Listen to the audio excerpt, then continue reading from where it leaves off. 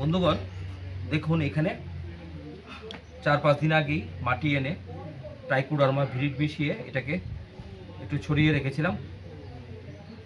তারপর আজকে সকালবেলা একটু রৌদ্র দিয়ে ঠিক করে নিলাম। মাটিটা এখন ঝরঝরে হয়ে গেছে।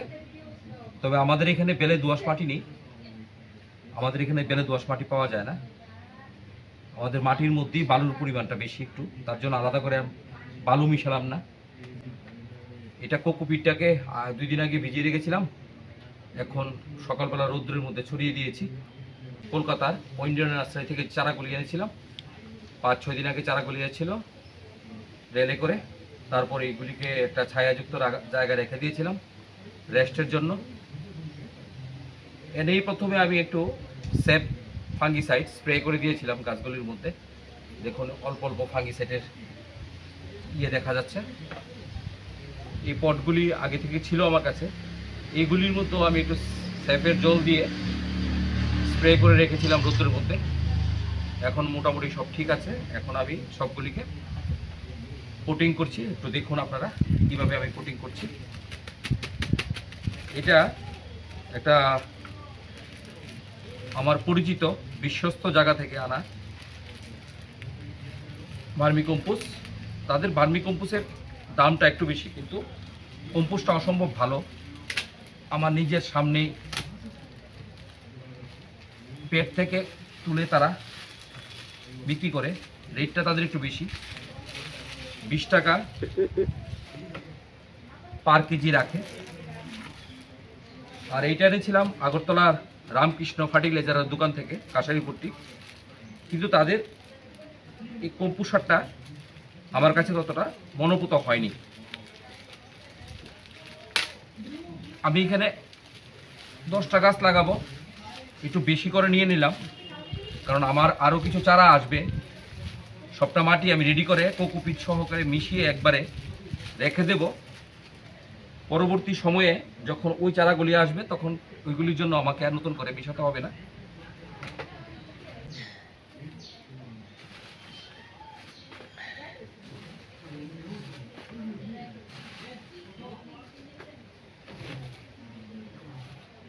মাটি, ভার্মি কম্পোস্ট,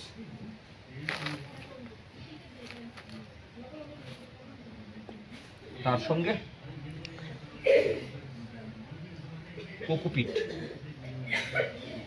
কোকোপিটটা দিলে কি হয় এটার সম্বন্ধে আশা করি আপনাদের অনেকেরই জানা আছে। কোকোপিটটা দিলে গাছের শিকড়টা প্রসারিত হতে খুব সুবিধা হয়। কোকোপিটটা সবসময় বাড়িতে সবার স্টক রাখা দরকার, যদি কেউ এরকম টপের মধ্যে কোনো গাছ করতে চায়। আমি প্রথমে একটা বছর এই গাছগুলিকে রাখবো টপের মধ্যে, তারপর ভাবছি সেটাকে মাটির মধ্যে বা হাফ ড্রামের মধ্যে শিফট করব। আমি প্রথম অবস্থায় কোনো সার দিচ্ছি না, প্রথম অবস্থায় আমি কোনো সার দেব না। মাটিটাকে এইভাবে ঝুরঝুরে করে মিশাতে হবে, উপর নিচে, এবং সবটা যেন কোকোপিট, ভার্মি কম্পোস্ট, মাটি সব যেন ঝুরঝুরে হয়ে একদম ভালোভাবে মিশে যায়। তাহলেই গাছের শিকড়টা ভালোভাবে টপের মধ্যে বৃদ্ধি পাবে। বন্ধুগণ দেখুন, এখানে অনেকেই আপনার দেয়, কিছু একটা চিপসের টুকরা বা ইটের টুকরা দিয়ে দেয়। আমি এখানে এইগুলি নাইকলের ছোবাগুলি এইভাবে দিয়ে দেব। নাইকলের ছোবাগুলি এইভাবে দিয়ে দিলে, তাহলে নাইকলের ছোবাগুলি এইভাবে দিয়ে দিলে তারপরে এখানে এটা ভবিষ্যতে শিকড়টাও এটার মধ্যে জড়িয়ে ধরবে এবং জলটাও সহজে বেরিয়ে যাবে। আমার মনে হয়েছে সেই থেকে অনেকটা বেশি ভালো, ইটের শুকরি থেকে এটা অনেক ভালো। এটা দিয়ে দিলে গাছের শিকড়টাও ভালো থাকবে এবং আপনার জলটাও, ড্রেনিং সিস্টেমটাও খুব ভালো থাকবে। আপনারা কমেন্টস করবেন অবশ্যই আপনাদের কাছে কীরকম লাগছে।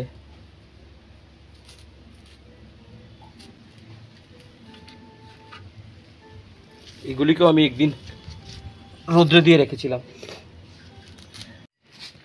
এখন নারকেলের ছোবা দিয়ে দিলাম। এখন এগুলোর মধ্যে বিস্তারিত দেখাতে গিয়ে আজকের ভিডিওটা একটু বড় হয়ে যাবে, একটু ধৈর্য সহকারে দেখবেন, তাহলে সবটা ব্যাপার ক্লিয়ার হয়ে যাবে কিভাবে আমরা টবের মধ্যে গাছ লাগানো উচিত।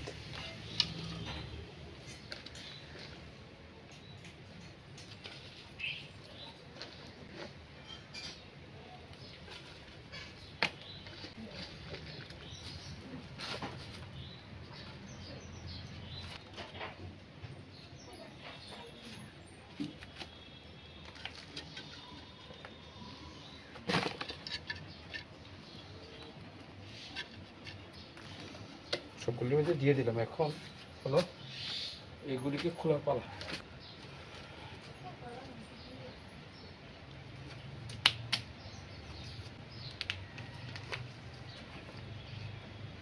এটি খোলার সময় খুব সাবধানে খুলতে হবে যেন আপনার শিকড় না কাটে।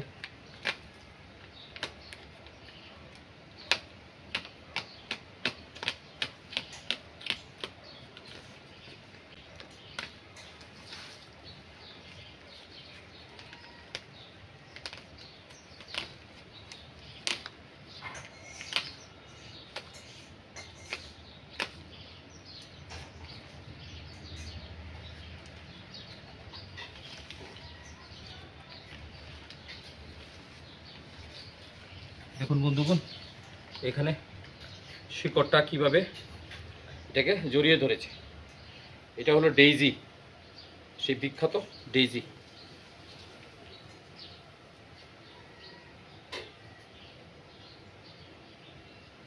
এই লেভেল অবধি মাটি দেবো, তার উপর কিন্তু দেবো না, খালি রাখবো।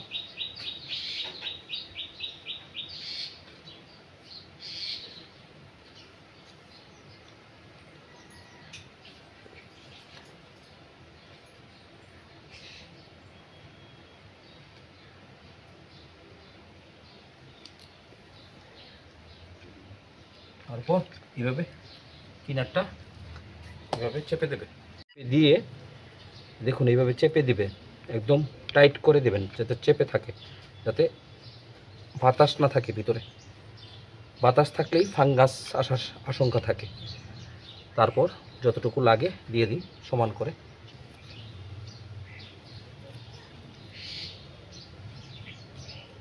এইভাবে কিনারটা চেপে চেপে দেবেন।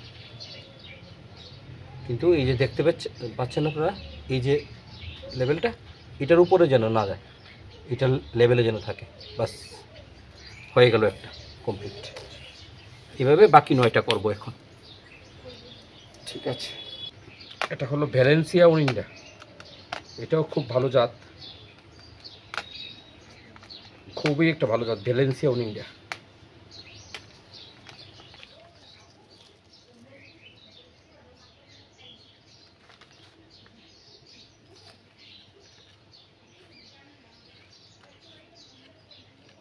এইভাবে কিনারটা চেপে দিতে হবে যেন কোনো ফাঁক না থাকে। ফাঁক থাকলে কি হবে, সেখানে বাতাস ঢুকবে আর শিকড়ের মধ্যে ফাঙ্গাস আক্রমণ করবে। এগুলি সব 8 ইঞ্চি সাইজের টব।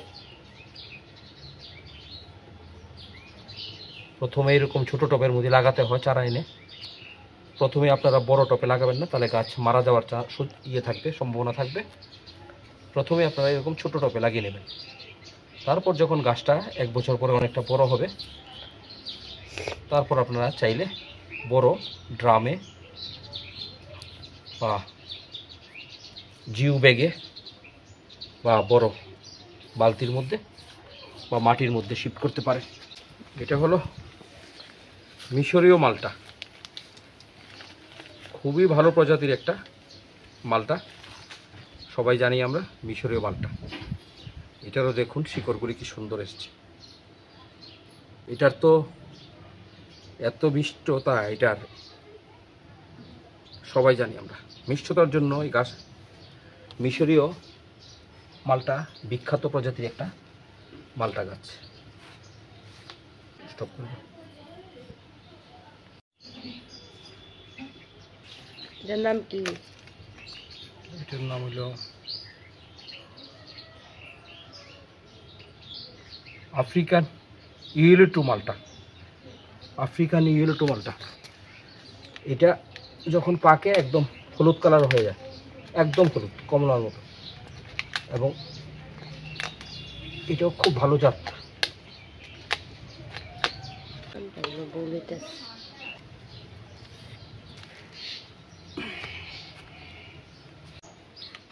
এটা হলো নিউ সেলার।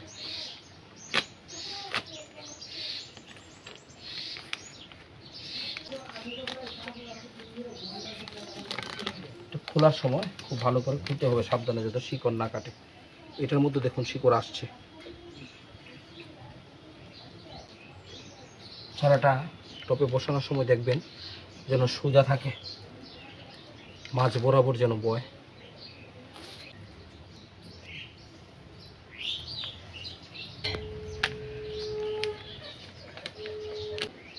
ছাতকি ছাতকি ছাতকি ছাতকি কমলা।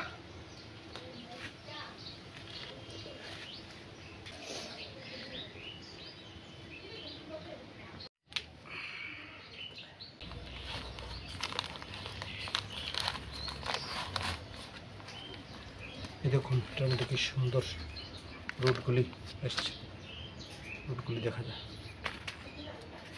এটা হলো কাটল গোল্ড।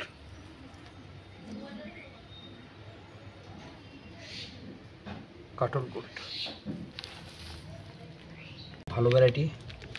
এটা মোসাম্বির কুলি খুব বড় হয়, খুব বড় সাইজের হয়। আর সবচেয়ে প্লাস পয়েন্ট এটা অল টাইম, সারা বছর ধরে অল টাইম ভ্যারাইটির মধ্যে এটা একটা। ভিয়েতনাম আমাদের ছাদ বাগান হোক আর যারাই এরকম মালটা মোসাম্বির লাগায়, তাদের প্রত্যেকের এরকম মিশরীয় মালটা যেরকম রাখতে হয়, এরকম ভিয়েতনাম মালটা একটা রাখতে হয়, কারণ আপনি সারা বছর ফল পাবেন এটা থেকে।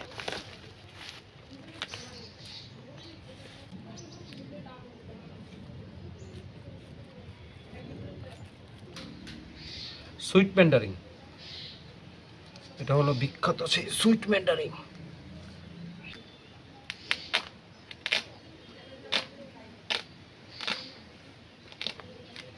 আর্লি ভেরিয়েন্ট, কিছু লেট ভেরিয়েন্ট।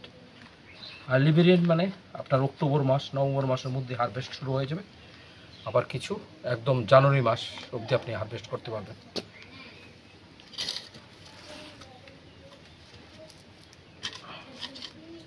আমাদের আমের মধ্যেও সেরকম আর্লি ভেরিয়েন্ট এবং লেট ভেরিয়েন্ট থাকে।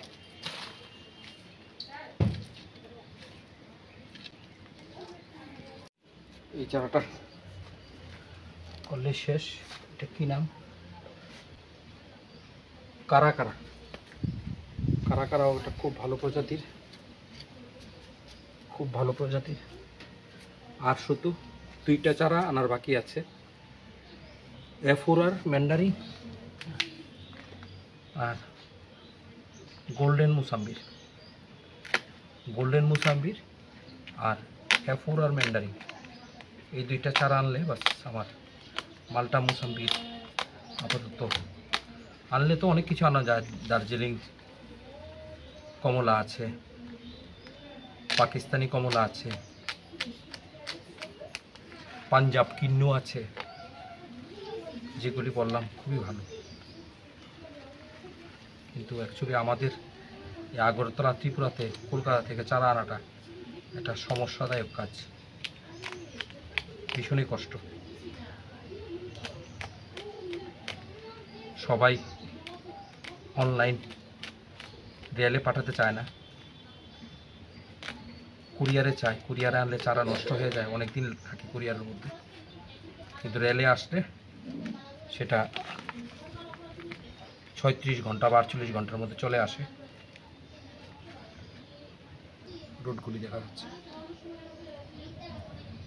এগুলিকে মাটি দিয়ে ফিল আপ করার পর, পুটিং করার পর আমি জল রেখেছি পটটার মধ্যে, ওইটার মধ্যে ট্রাইকোডার্মা ভিরিড মিশিয়ে এইগুলির মধ্যে জল দিয়ে দেব, তাহলে অর্গানিক ফাঙ্গিসাইডের কাজটা হয়ে যাবে। গাছ পুটিং করেই আপনাকে ফাঙ্গিসাইডের জল অবশ্যই দিতে হবে, তাহলে আপনি বিপদমুক্ত হয়ে যাবেন।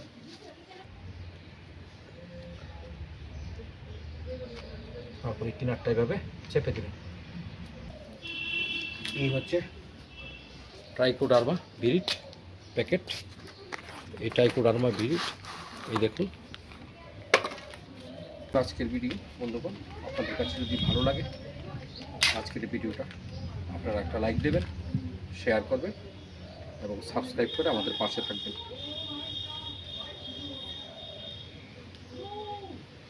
সম্পূর্ণ ভিডিওটা দেখার জন্য আপনাদেরকে অসংখ্য ধন্যবাদ। বন্ধুগণ, একটা কথা না বললেই না হয়, আমার কোনো আলাদা স্পিকার নেই, মাইক্রোফোন নেই, যার জন্য সাউন্ডটার এখানে খুব ডিস্টার্ব হয়। আমি অ্যামাজনে এটা অর্ডার করেছি, আস্তে আস্তে আগামী মাসে 11 তারিখ, সেই অবধি আমাকে এইরকম সাউন্ডের সমস্যা নিয়েই ভিডিও করতে হবে। তার জন্য আমি ক্ষমা প্রার্থী, আপনারা একটু কষ্ট করে শুনবেন। এখানে সাউন্ডটা যথেষ্টই কম আসে, আমি জানি সেটা। ধন্যবাদ সম্পূর্ণ ভিডিওটা দেখার জন্য বন্ধুগণ। এখন আমরা এইগুলিকে রেখে দেব সেই ঘরটাতে যেখান থেকে এইগুলিকে এনেছিলাম, মানে রেস্টের জন্য।